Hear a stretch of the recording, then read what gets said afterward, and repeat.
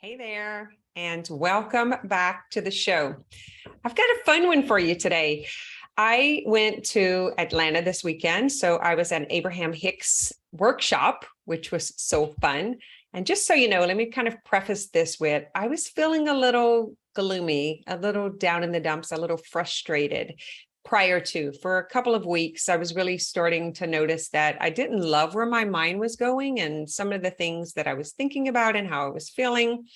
And so I was like trying to force my way into satisfaction. I was trying to do things that would take me there quicker. I noticed what the problem was. Have you guys ever felt this where you're not getting what you want, what you need, what you desire, and it's no longer fun? You're kind of like in the battle or in the fight of attaining, I'll say.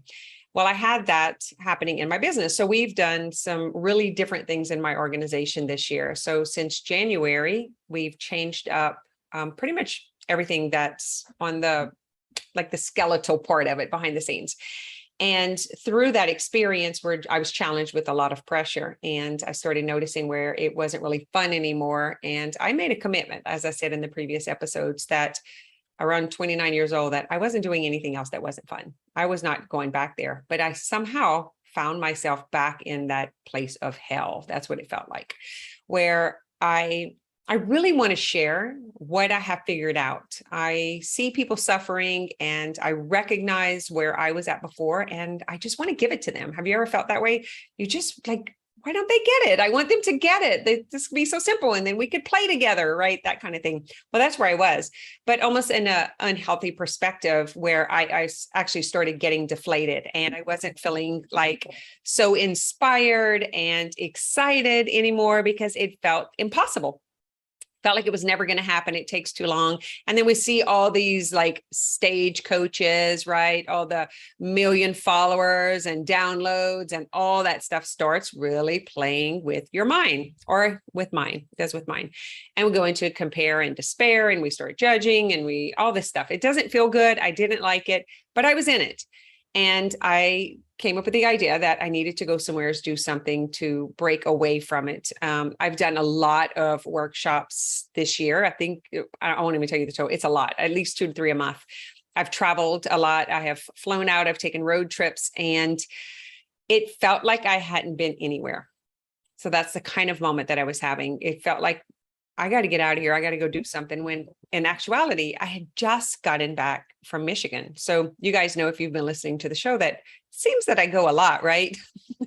Didn't feel that way. It felt like I was like desperate to get out. And so I started questioning things. And, you know, I do jamming every day where I journal and like really start what's going on here. What's the real story? And I recognized that dissatisfaction had actually led me into a pretty dark space of, what's the use? I mean, just like, why do I keep doing this? That kind of moment. And I decided to go to an Abraham Hicks event because it seemed fun. It wasn't about business. It wasn't going to be anything dire emergency. Problem was, it's around 10 hours away, 9.5, 10 hours away.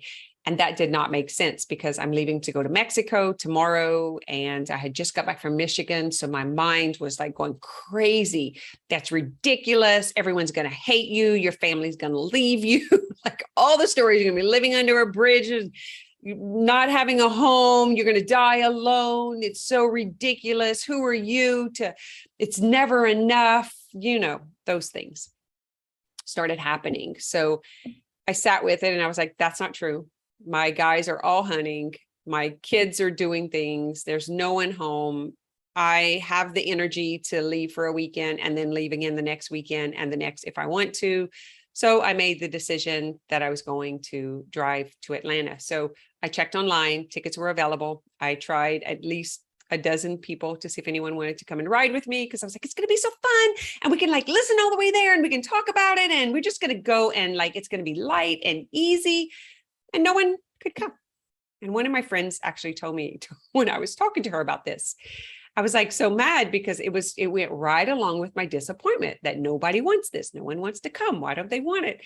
And she said, we just don't want to. I was like, oh, see, I was buying all the excuses and I was mad about the excuses, but the truth was they weren't interested. Totally get that. They do so many things I'm not interested in, right? I don't want to really do a lot of the stuff that most people do. So all of a sudden I had compassion, I had understanding, and I had permission to do what I wanted to do because it felt good and it felt fun. And I wanted to do it. And I actually didn't need anyone to do it with me. I love to drive. I'm good for 15, 16 hours. So I did, got in my car, then bought my ticket. I have a client that's there. So I asked her if she wanted to meet me there and just to kind of play and have fun. And I got in my car and I had some, I'll share with you on the episodes coming up because it's a lot to put into this one, but I hit the road, got there in the afternoon. I actually stopped at the Inn at Serenbe in Atlanta because it's where we're hosting the Mind Body Business Conference this October. So I wanted to go get this coming October. I wanted to go get some pictures of what it looks like in the fall. So I had fun doing that. That was exciting. I loved it. It felt really good. And then I got to my hotel, spent the night, woke up, stood in line, and went to the event. I was like, I'm going to get picked. I knew I was going to get picked. I wanted to talk about body image, body acceptance. I have a really hard time, full exposure here. I have a really hard time accepting my body, especially with the changes over 50 and what I'm starting to notice and not like. And I also had this stuff with business that was going on, which was I was eating more and just slothing around. And I was like, I don't really feel good about my body. And I remember being here in the past and I worked through it and I had come to a really deep appreciation. And for those who are my clients, you've heard me say this before. I'll talk about like we have a body and we get to use our voice and we get to go places and we get to taste things. And look, like I get to move my fingers. We could be an entity like Abraham Hicks that like a consciousness that has to ask someone, hey, can I use your voice? Can I deliver the message to the humans through your body? But not us. We get to just deliver the message through our bodies. But yet here I am hating on my body. I get it. I know a lot of us experience this. I have helped clients shift through this. I didn't expect to be back in this position, yet here I am. And I was really battling with this. And that's what I wanted to talk about. That's what I wanted to ask. And I didn't raise my hand, then I would raise my hand, then I didn't, then I would.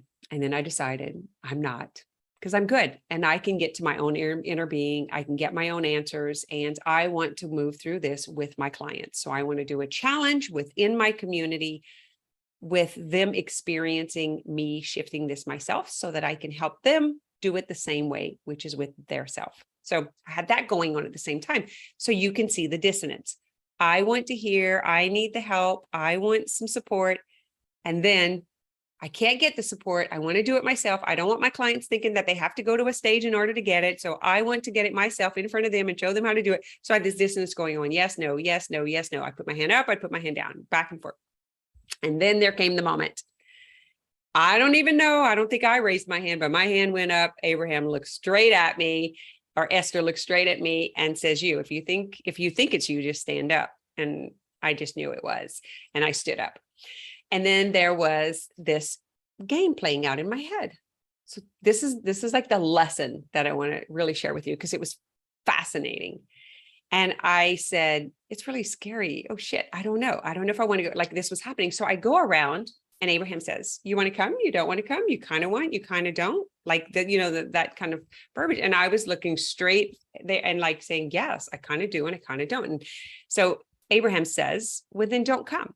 If you don't want to come, you shouldn't come. Do you guys think you should come? Like I could hear it and you can kind of sense and see, and you're standing up in front of 1,000 people. So it's all kind of weird. Here I am, like all conscious of my body and not wanting to stand up in front of people. And all this stuff is like happening. And I felt the momentum leave. And I was like, you're really on fire right now. Like I want to hear it, but I don't want to hear it. And I'm not sure if I want to get it. And that when that desire left, I could feel myself pull back. And then someone came up behind, this is really crazy. I think they said this has never happened before, came up behind like, I want it. And, is going. And so I had a moment to pause and to stop. And it felt, God, it was so empowering to be in a moment of decision. You get to decide, and you're always deciding. What? You're always deciding. What you're thinking is deciding. I want, I don't want. Yes, no. Maybe I should, maybe I shouldn't. So for those of you who are half in and half out in your marriage, in your careers, in your coaching, and whatever it is, your weight loss, that is a huge reason that you have the results or don't have the results that you want. To be able to experience it and be used as a role model, I'll say, for the entire group to see, because that's how it works. That's how Abraham works, is whatever's being weaved in is for everyone. And that is what I was getting in the moment. That was the gift that I was receiving, what Abraham did for me. And the power of choice blew my mind. It gets better, it gets juicier. And over the next few weeks, I'm going to kind of take you down the journey of this, of exactly what all played out, because there's so much to unpack. But I want to say that the decision, the change, the shift that happened when I grabbed my car door and made the decision that I was going to go, whether someone came or not, whether it was right or wrong, whether anyone approved or disapproved, regardless, making that first decision that I need to take care of myself and I need to do something fun because I feel like I am dying here. That was true story. I was not encouraged. I was not inspired. I felt like I was fighting up against a brick wall and just constantly pushing and trying to make something happen. I know what my desire is. I desire to serve more people. I have the energy to serve more people. I am on fire when I am teaching, when I'm in my group, when I'm able to, I love it. It feels really good. But then there's this story about burning out, doing too much, you're too much, and all this stuff. And I feel punished when I'm not doing more. I don't feel good. I don't feel refreshed. I actually want to die because it feels terrible. But what was happening is I was having this argument with myself and societal stories, right, about what you should or shouldn't do. It's too much, and you shouldn't leave your husband at home. And if you have kids or grandkids, you should be doing this, all of that stuff. Guys, you get what I'm talking about? That's the battle that was going on within me. And it was feeling really heavy. So I will say the decision happened in the moment. I noticed I had thoughts that went through my head. I went through it anyway. As soon as I took off and went down the road, wow, I was lit. And then when I get to Serenbe, I was double lit. And then when I get to Atlanta, I was like triple lit. And then whenever I met up with my friend Holly there, she was like, girl, your energy is wild. So I was like so excited. What created that excitement? What do you think created that excitement? I'm going to just tell you, it was inspired action.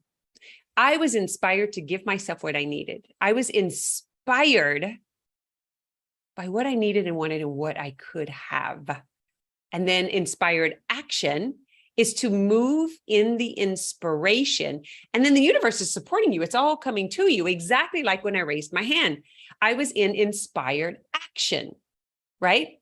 And then something gets in the way, and then the opportunity leaves. So you have clients coming to you, and then you have doubt, and they go away. And you think it's because your lead gen is off, or marketing, or there's not enough people, or whatever you think. People don't want to pay for this, but it's actually not. It's you. You are dictating that flow or that momentum or that lack of flow. And so to be able to experience this and be the role model for everyone else in the group was fascinating. That it showing the going, and then the flow dropping, and the desire dropping, and then someone else an opportunity, and then the timing is off. And that's exactly what Abraham said. You guys get into momentum and you get into belief and you're flowing with it. And then you start to think. And you start to worry about what other people think, and you start to dictate what other people think are right or wrong, and you stop the momentum. You stop the flow. You stop the manifestation, and you begin to manifest something else, which is limitation and fear and doubt and worry and concern. So to wrap this story up, the girl who gets who sits in the chair had the conversation. This could not have been more perfect. The guy who's sitting on the side of me, who we spoke for 2 hours before coming in, looked at me and was like, this is crazy. The exact thing that I said I needed, we're now going to get. It was like, what? Really is all working out for us. It really is. And this is what I want to share with you today. Aside from the being in the flow and in the belief and in desire, I wanted to wrap that up from a couple of weeks ago. I talked about desire. It's one of the things that's lacking why you quit, because you lose the desire. And the reason we lose the desire, what's behind the desire? Think about it. We don't really think we can have what we want, or we think it's going to create negative side effects or negative reactions. And so then we push it down. And that's what happened. But here's what was really brilliant is, nope, you know what? Here's my hook. I'm going to talk about this on the next episode, because I don't want to get entangled. That's a whole nother story. So I'm going to pause right now. And this is going live, by the way, to YouTube. So I don't want to undo it, but the movement or the lack of movement, and to watch the results of that happening, that I was just thinking it, but to be in that communication of consciousness and what consciousness actually does when we're in the dance between the go and the don't go, between the yes and the no, between the I want, maybe I don't want, I can have, probably can't have. What's happening to be, it was almost like as if I had like a beach ball pushing it into the water, and the water was like doing exactly what I was doing. So moving forward, the water opens for the ball to like push through. And when we stop, right, everything, it's that flow and that momentum. I often talk about prosperity and abundance and financial growth, that when you think about money and prosperity, it's currency, right? You think about this current, there's a current moving through life, like the water and the ocean. You think about a lazy river, the water just keeps flowing and it just keeps flowing. It's got a natural flow. You just get on your tube and you just keep floating around, right? That's abundance. That's prosperity. That's what money does. It's energy that just keeps moving. And when you're in the lazy river and you're going with the flow, it's beautiful, and you're getting exactly what you need and want as you continue to move along. What stops it is when you stop, when your mind presents fear and doubt or whatever, and you stop. And when you stop, what happens to the currency? What happens to the flow? It just kind of, right? Same thing. And so it's really just turning yourself around, getting back into the flow, getting back into the natural momentum, ease, flow, and freedom. That's the whole goal of the Punchline Approach. For those of you who don't know, that's the book that I wrote. And it's how to want to live, how to get what you need or how to get what you want, how to gain power and control of your life, how to create in a way that feels good, in a way that gives you life and inspiration. So same exact thing. I feel like I'm all over the map, but I'm going to bring it in. So what I want your takeaway to be for today, you can take away whatever you want, is you believe something, you think it's possible, and then you change your mind. And when you change your mind, it actually stops the flow. So what was happening and what was coming just in pure desire, when you made that decision that you wanted it and you began to desire it, you began to sense it, you began to explore it, you started to feel it. I'm just going to plug in for those of you who don't know the flaw of attraction. We can put the link below. It's kilmgary.com flaw of attraction. That I talk about this in that if you don't step into the belief and into the desire and you don't flow with feeling it, you can't create it. You're going to create the other stuff that you're thinking about because that's what your mind is paying attention to. And so it is a discipline. It is a practice. It's a practice to grow your desire. And it is a practice to stay in desire. There's one thing about like having the idea, making it up and writing about it, but how long do you stay in that momentum? How long do you stay in desire? How big can you grow desire? And why wouldn't you? Why wouldn't you grow it other than you not thinking you can have it? Because desire feels good.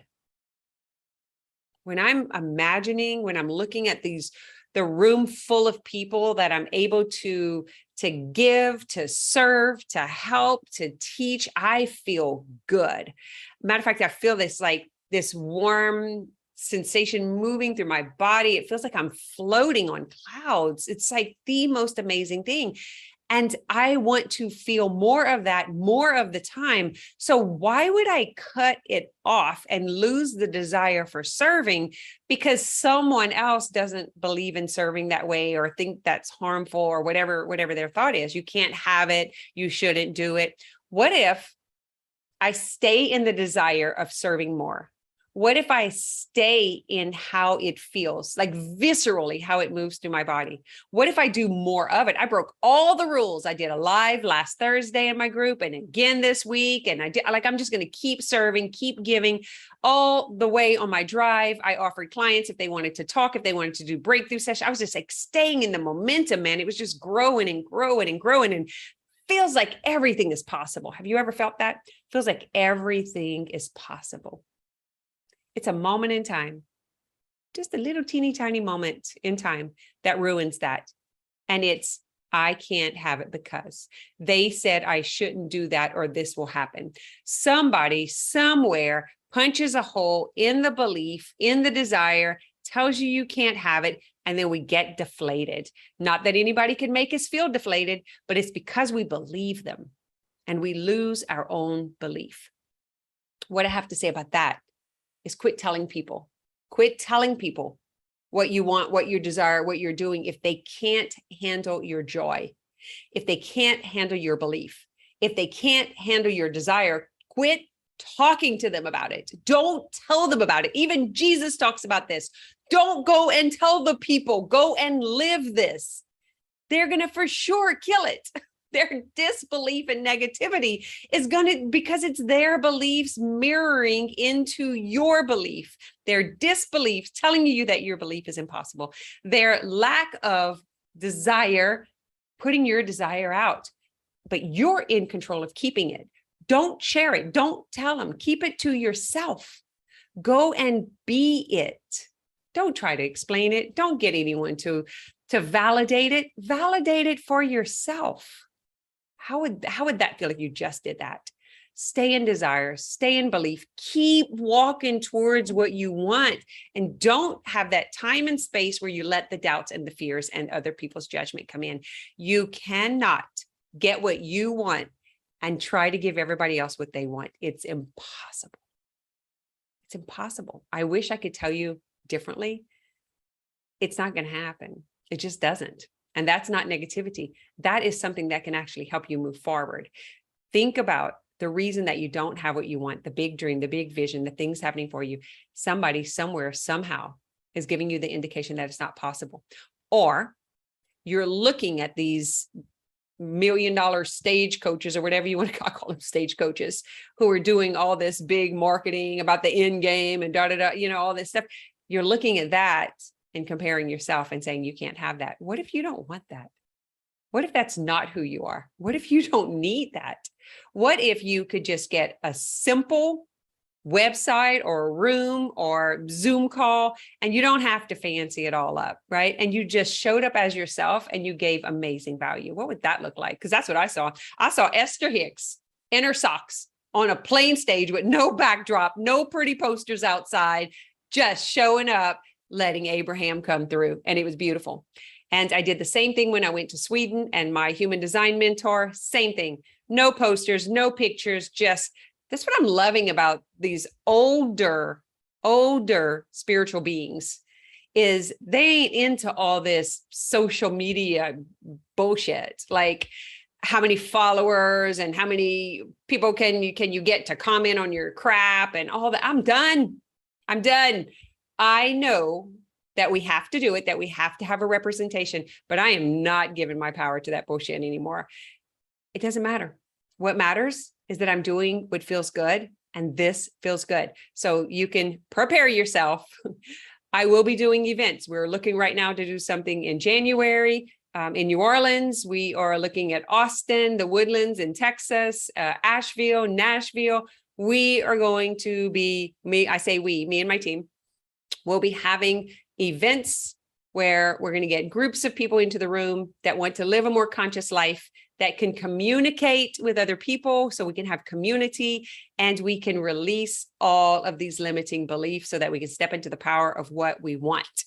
That's what I got for you this week. I know this was like a tangled mess, and you can expect it might look like this for a while because I've got a lot of stuff that's coming through. I just completed the 10-week advanced mind body coaching intensive. I just finished that with my first group, and that's completely transformed me.